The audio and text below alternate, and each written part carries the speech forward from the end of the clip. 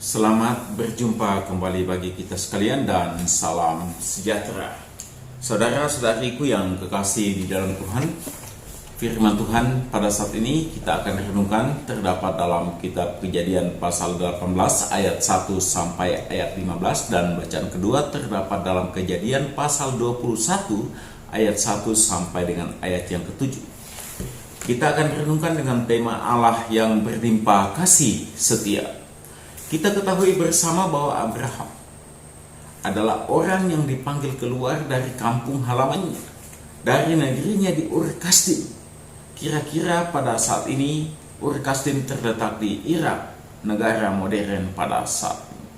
Sepanjang perjalanan kehidupannya, Abraham sangat berharap pada Allah, berharap pada janji-janjinya, berharap kepada Allah yang senantiasa memberikan berkat-berkat kehidupan, memberikan kesejahteraan dan berbagai macam kekayaan dalam kehidupannya.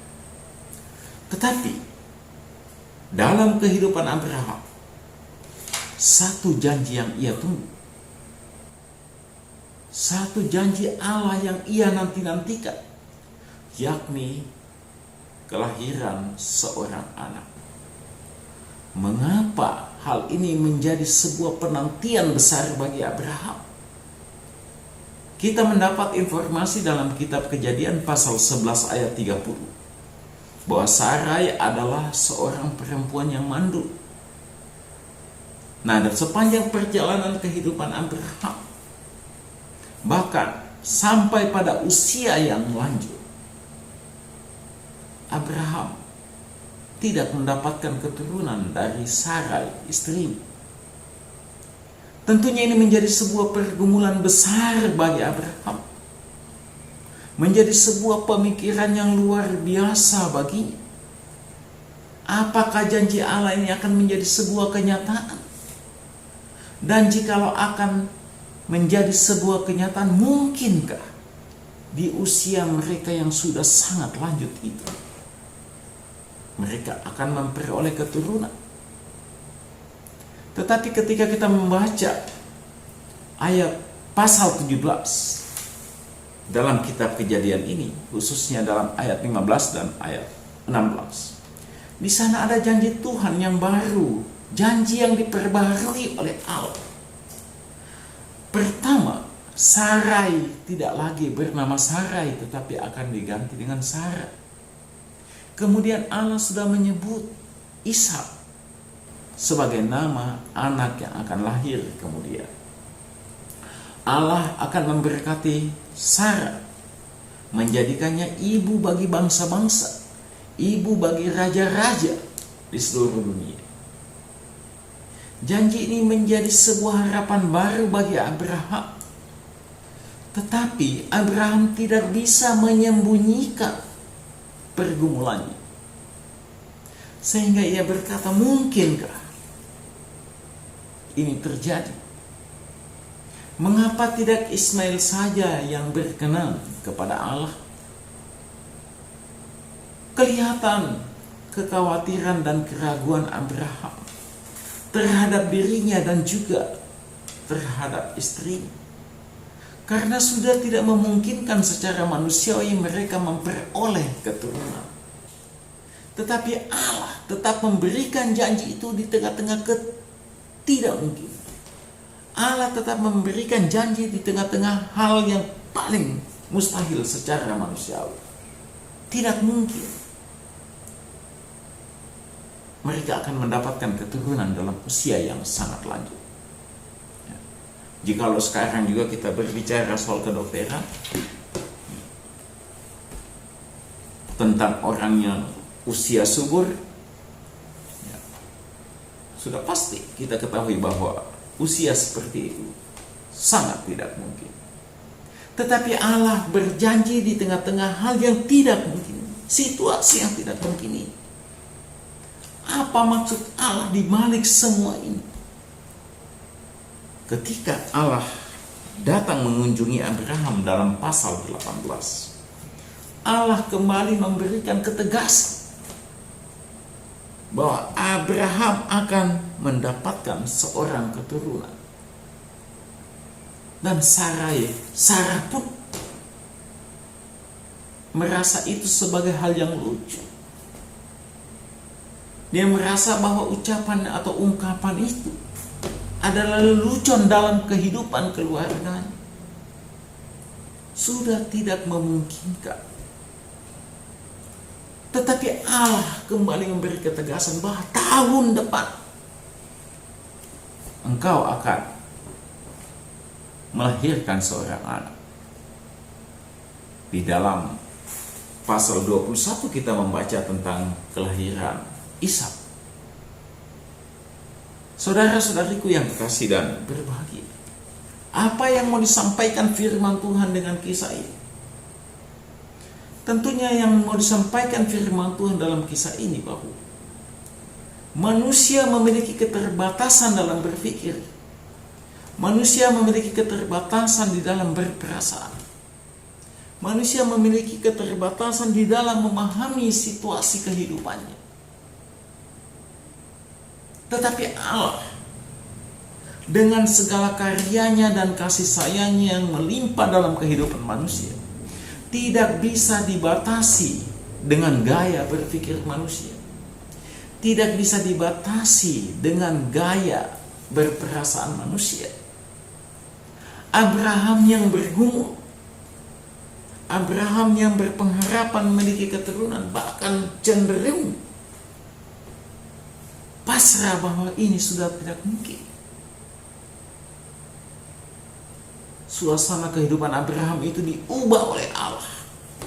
Ini memperlihatkan bahwa hal-hal yang tidak mungkin terjadi di dalam kehidupan mungkin saja terjadi karena kuasa Tuhan. Karena Tuhan bersabda kepada Abraham bahwa apa yang tidak mungkin untuk Tuhan lakukan. Ini mau mengatakan bahwa tidak ada yang bisa membatasi karya Allah. Ketika Allah berkehendak, segala sesuatu bisa terjadi dalam kehidupan manusia.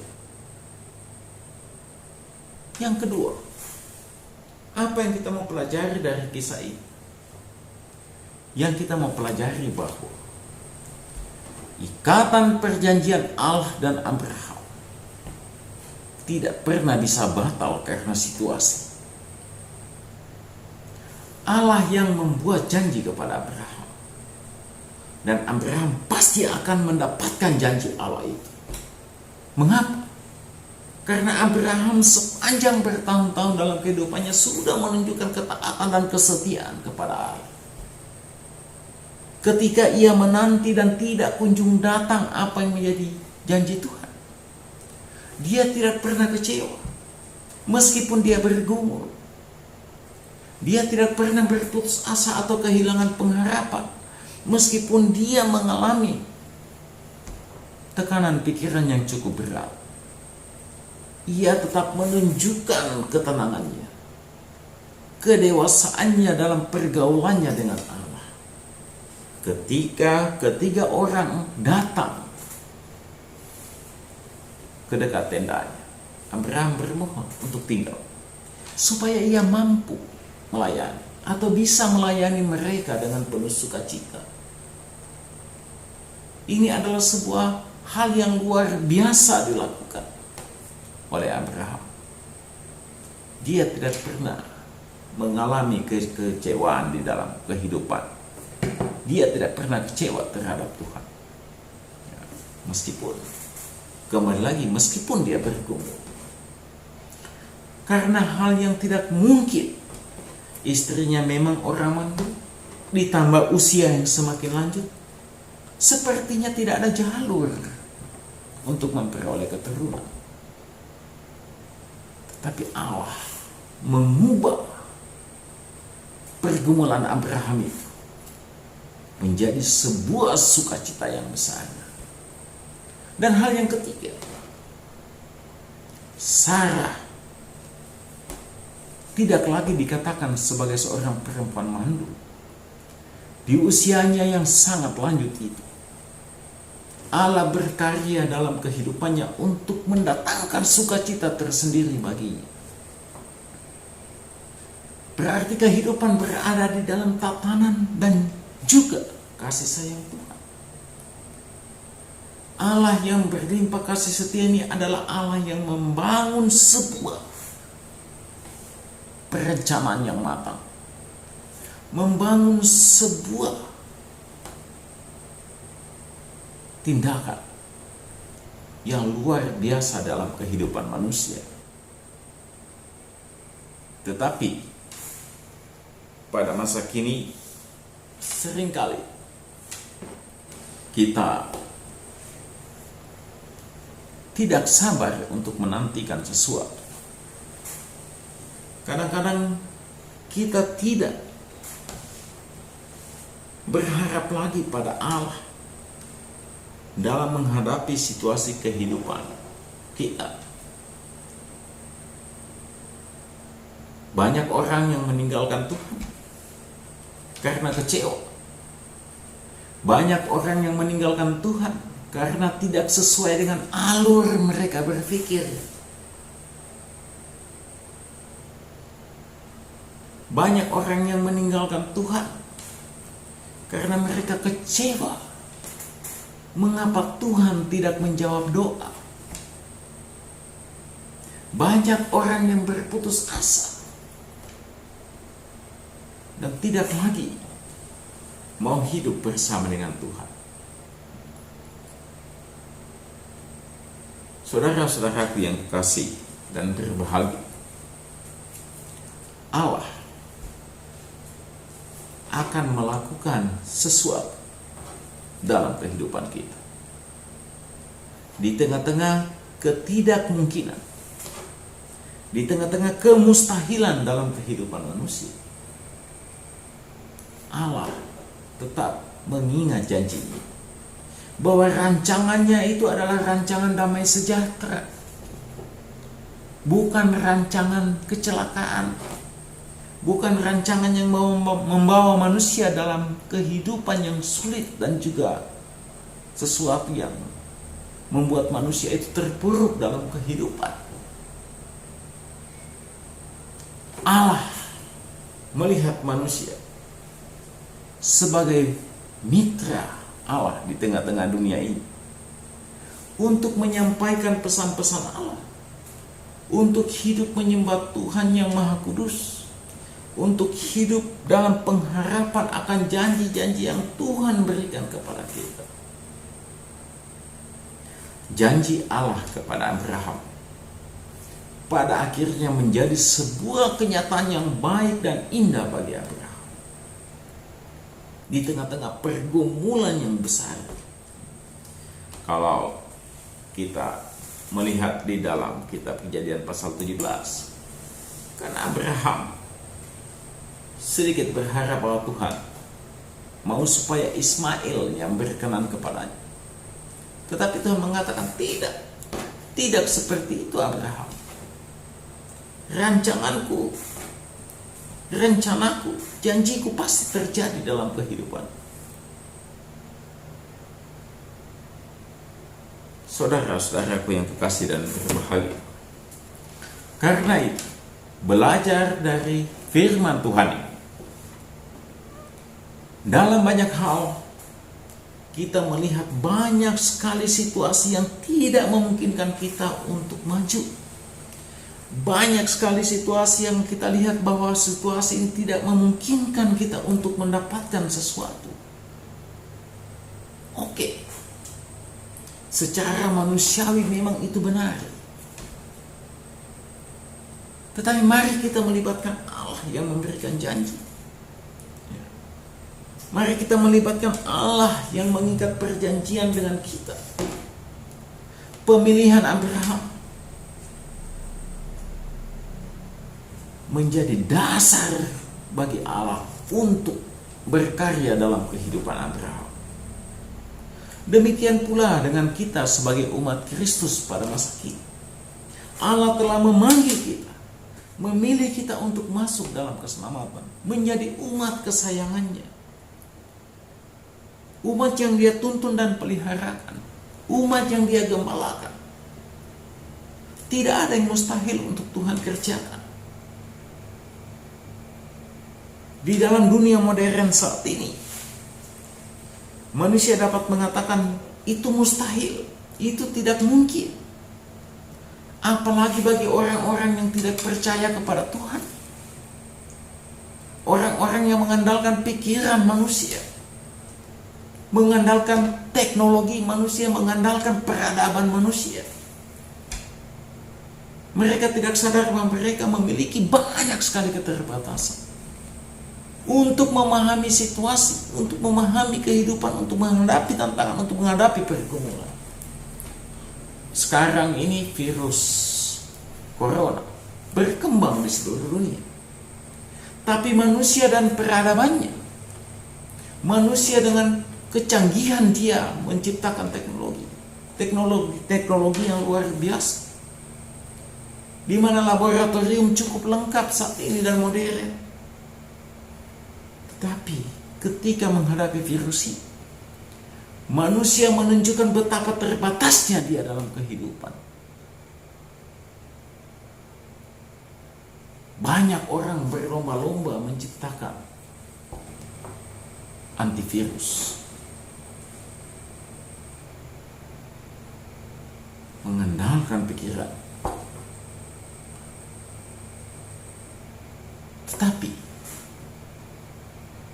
yang terpenting adalah bagaimana memohon kepada Allah supaya di tengah-tengah keterbatasan ini Allah menganugerahkan kepada kita pikiran yang indah. Allah menganugerahkan kepada kita pengetahuan yang baik, sehingga muncul sesuatu yang baru. Allah memperbarui sukacita Abraham. Allah memperbarui situasi kehidupan Abraham. Demikian pula dengan masa kini. Allah akan memperbarui kehidupan kita. Allah akan memperbarui segala sesuatu. Pergumulan-pergumulan kita akan berlalu. Kita harus yakin dan percaya bahwa di tengah-tengah ketidakmungkinan Allah selalu memberikan kepada kita yang terbaik. Sehingga berbagai macam hal-hal yang indah dapat kita nikmati dan juga kita rasakan dalam kehidupan. Saudara-saudariku yang berbahagia, mari kita tetap percaya kepada Tuhan. Tuhan yang telah memanggil dan memilih kita masuk dalam lingkungan keselamatan. Perjalanan kehidupan kita ini adalah perjalanan yang dipelihara oleh Allah. Perjalanan yang penuh dengan kasih sayang Tuhan. Perjalanan yang dipenuhi dengan berbagai macam berkat-berkat Allah. Tetapi di tengah-tengah semua sukacita kehidupan kita bersama dengan Tuhan, kita tidak boleh lupa diri. Kita harus tetap menjadi orang yang berhikmat, supaya kita terhindar dari hal-hal buruk dalam kehidupan ini. Mungkin kita sedang berusaha untuk berpikir menjadi yang terbaik, atau mendapatkan pujian-pujian, sehingga kita mengabaikan sebuah situasi, kita mengabaikan sebuah himbauan atau himbauan-himbauan yang ada. Tentunya jika terjadi masalah, kita mungkin akan mencari kambing hitam, siapa harus kita persalahkan. Tetapi sebenarnya bukan letaknya pada siapa yang salah atau tidak salah. Kita harus merenung bahwa mungkin kita yang kurang berhikmat. Kita tidak memanfaatkan hikmat yang Tuhan berikan kepada kita, karena lebih besar hasrat kita untuk memenuhi tujuan-tujuan kehidupan kita, keinginan-keinginan hati kita, daripada memenuhi apa yang menjadi rancangan dan rencana Tuhan. Abraham menjadi contoh kehidupan. Kehidupan yang menerima banyak kasih setia Tuhan. Bahkan Allah mengubah pergumulannya yang berat itu menjadi sebuah semangat baru di tengah-tengah usia yang semakin lanjut. Jemaat Tuhan, tidak ada yang mustahil untuk Allah kerjakan dalam kehidupan kita. Kitalah yang sering membatasi pekerjaan Allah dengan mengatakan tidak mungkin.